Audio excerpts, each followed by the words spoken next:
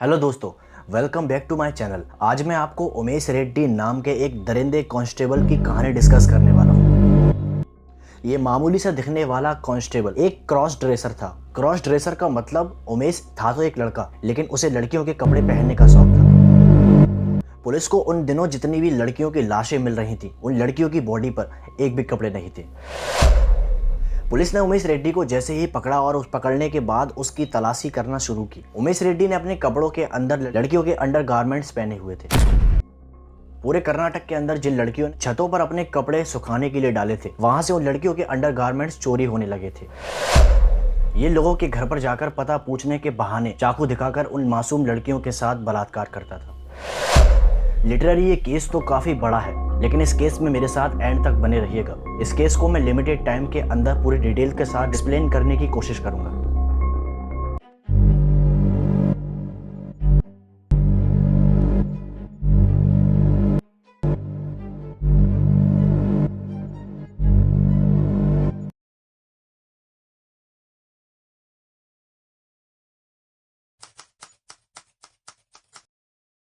रमेश वेंकटेश उर्फ उमेश रेड्डी। उमेश रेड्डी का जन्म कर्नाटक के चित्रदुर्ग में एक छोटे से गांव में 1969 के अंदर हुआ था। उमेश रेड्डी के बचपन के बारे में साफ साफ तो कुछ नहीं मिलता, सिवाय इसके कि उमेश रेड्डी पढ़ाई लिखाई में काफी ठीक ठाक ही था। उमेश रेड्डी ने सीआरपीएफ की नौकरी ज्वाइन कर ली थी। उसकी पहली पोस्टिंग जम्मू कश्मीर के अंदर हुई, जहाँ वो होमगार्ड कमांडेंट के यहाँ पर गार्ड की ड्यूटी कर रहा था। उसी साल उमेश रेड्डी ने होमगार्ड कमांडेंट की बेटी को अकेला घर पर देखते हुए उसके साथ रेप करने की कोशिश की। उस लड़की ने जोर जोर से चीखना और चिल्लाना शुरू कर दिया, जिसके बाद उमेश रेड्डी जम्मू कश्मीर से वापस कर्नाटक लौटकर आ गया था। उसके खिलाफ पहली बार वहां पर केस दर्ज हुआ। इसके बाद साल 1996 के अंदर उमेश रेड्डी ने आर्म रिजर्व की नौकरी की।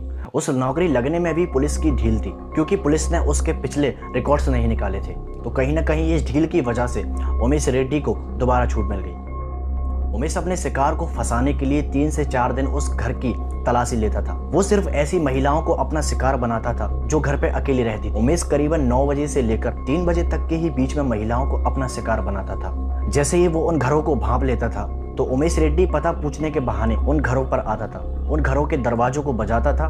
जैसे ही वो महिलाएं अंदर से बाहर निकल कर आती, उनसे पता पूछने के बहाने उन पर चाकू लगा देता था। चाकू के बल पर उन महिलाओं को घर के अंदर ले जाता, उनके हाथ पैरों को रस्सी से बांधता और उनके साथ रेप करता और उन महिलाओं के सारे कपड़े चुराकर वहां से फरार हो जाता था। उमेश रेड्डी पुलिस में था, इसलिए उमेश रेड्डी को सारे हथकंडे मालूम थे। इसलिए वो कोई भी सबूत वहां पर नहीं छोड़ता था। जिस भी महिलाओं के घर में वो रेप करता, उनको मारता, तो उस घर के अंदर से पूरे गहने और रुपए लेकर फरार हो जाता था, क्योंकि पुलिस को ऐसा लगे कि ये सिर्फ लूटपाट का मामला है। उसी साल 1996 के अंदर ही उमेश ने एक स्कूल से घर लौटकर जाती हुई लड़की के साथ छेड़छाड़ करके उसे अगवा करने की कोशिश की। उस लड़की ने सड़क से पत्थर उठाकर उमेश रेड्डी के सर पर मार दिया था और इस तरह से वो लड़की बच गई और इस तरह से उमेश रेड्डी अपने चाल में नाकामयाब हो गया था। लेकिन उसी मोहल्ले में रहने वाली 16 साल की लड़की को अपने जाल में फंसाने में कामयाब हुआ। वो मौका देखकर पता पूछने के बहाने उस लड़की के घर में घुसा, उसको चाकू के बल पर घर में ले गया और उस लड़की के साथ भी रेप किया और उस लड़की के सारे कपड़े उतारकर वहां से फरार हो गया। वो इंसिडेंट ऐसा हुआ कि उसी साल रिपब्लिक डे की परेड में उस लड़की ने उमेश रेड्डी को परेड करते हुए देख लिया था।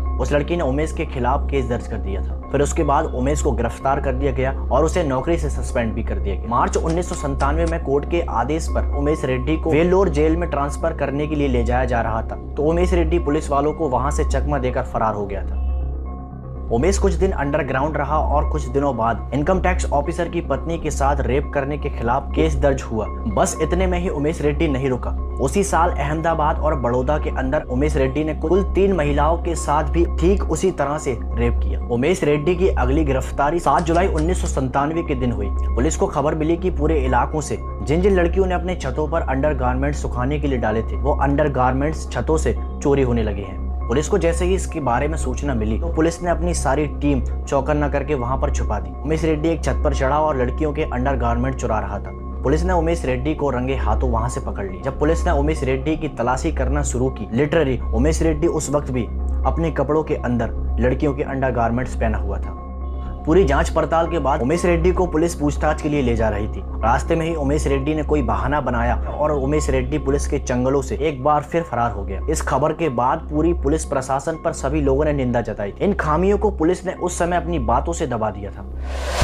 वहां से फरार होने के बाद उमेश रेड्डी फिर दोबारा अंडरग्राउंड हो गया था। फिर कहानी शुरू होती है 2 फरवरी 1998 की, जिस वक्त पूरे शहर भर में कड़कड़ाकी की सर्दियां पड़ रही थी। उमेश एक घर पर अपनी ताक लगाए हुए बैठा था। उमेश ने हर बार की तरह यही किया, एक घर में पता पूछने के बहाने घुसा और उस महिला पर चाकू लगाया और उसको अंदर ले गया। 5 से 6 साल का राकेश स्कूल की छुट्टी होने के बाद दौड़ता हुआ घर पर आ रहा था। उस राकेश को हर बार की तरह माँ दरवाजे पर खड़ी हुई दिखाई देती थी, लेकिन आज माँ नहीं थी। माँ को ना पाकर राकेश काफी ज्यादा परेशान हो गया था, लेकिन आज वहाँ पर माँ नहीं बल्कि घर के दरवाजे बंद थे। उस बच्चे ने काफी ज्यादा दरवाजा पीटा और काफी ज्यादा आवाजें लगाई, लेकिन अंदर से कोई भी आवाज नहीं आ रही थी सिवाय हूं के। वो बच्चा समझ गया था ये आवाज मेरी माँ की नहीं है। कुछ देर बाद अपने आप दरवाजा खुला और उस बच्चे ने एक खौफनाक मंजर देखा। उसने देखा कि उसकी माँ खिड़की पर रस्सी से जकड़ी हुई है और उसकी माँ के बॉडी पर एक भी कपड़े नहीं है। राकेश ने देखा कि उस कमरे के अंदर एक आदमी है। वो बच्चा कुछ समझ पाता इससे पहले ही उमेश रेड्डी ने कह दिया कि तुम्हारी माँ पर भूत सवार है, उसकी तबीयत खराब है। वो बच्चा कुछ समझ पाता, कुछ पूछ पाता उससे पहले ही उमेश घर से बाहर निकल गया, ये कहते हुए कि मैं डॉक्टर को बुलाने जा रहा हूँ। ये अकेला सिर्फ राकेश की माँ के साथ नहीं हुआ, बल्कि ऐसी और 21 औरतों के साथ उमेश रेड्डी ने ये सब किया था। इस वारदात के कुछ दिनों बाद ही उमेश ने एक और महिला के साथ रेप करने की कोशिश की, लेकिन वो इस बार नाकामयाब रहा। महिला ने जोर जोर से चीखना और चिल्लाना शुरू कर दिया था। उसकी आवाज सुनकर सारा मोहल्ला इकट्ठा हो गया था। उस भीड़ को देखते हुए उमेश रेड्डी ने भागने के लिए एक मंजिल से छलांग लगा दी। उमेश रेड्डी का जिस वजह से पैर की हड्डी टूट गई थी और सभी मोहल्ले वालों ने उसे पकड़कर खूब मारा पीटा और पुलिस के हवाले कर दिया। साल 2000 के दिन पुलिस उमेश रेड्डी को पकड़कर वेल्लोर से बंगलुरु जेल जा रहे थे। टाइम्स ऑफ इंडिया रिपोर्ट के अनुसार बस में उमेश रेड्डी को ले जाया जा रहा था। रास्ते में चलते चलते उमेश रेड्डी ने उन पुलिस वालों से दोस्ती कर ली थी। बस रास्ते में एक ढाबे पर रुकी, वहाँ उन सभी लोगों ने बैठकर खाना पीना खाया।